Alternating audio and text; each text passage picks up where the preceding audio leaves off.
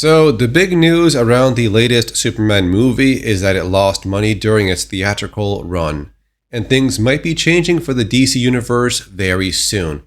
According to an article on Forbes, they say the movie made $615 million. Most films would split their ticket sales 50-50 with theater owners, so that means the studio got back around $308 million, but there could be other expenses not accounted for.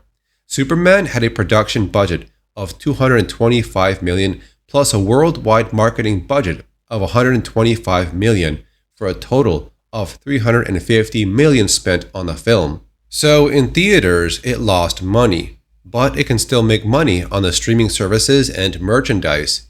But some filming locations have aggressive film rebate programs, which could have reduced the total budget by 10 to 15%. So even after the tax breaks, the film still remained in the red during its theatrical run. So for now, they're done with Superman, which is why it's available to stream on HBO since September 19. That's pretty fast, since the movie came out in theaters on July 11.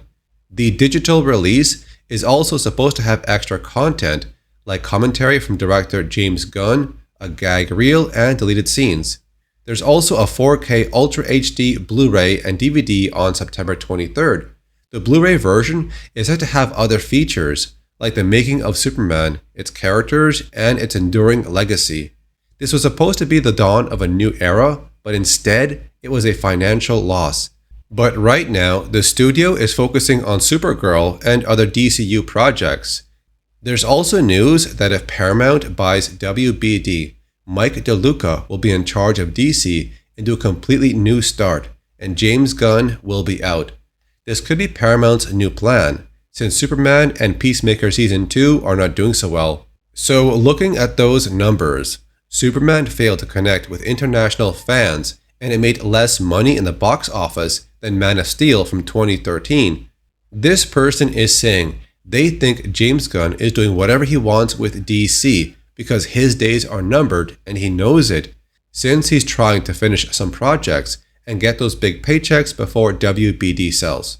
Previously, James Gunn had a plan for DC across TV and film, a phase called Gods and Monsters, but now that might be changing. That idea seems to have been ditched, perhaps because Gunn knows he only has a select amount of movies to finish before the sale goes through.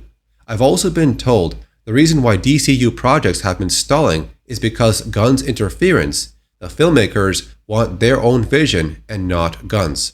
There's also been some word that Zack Snyder would return to DC at some point in the future to do an adaptation of the Batman comic, The Dark Knight Returns, by the legendary Frank Miller and Klaus Janson.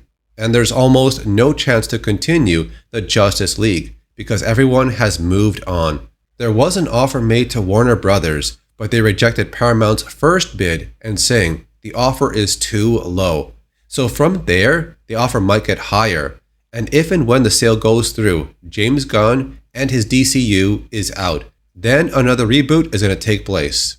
Between these two movies, I do prefer the story and tone of Man of Steel compared to the family-friendly version of Superman by James Gunn.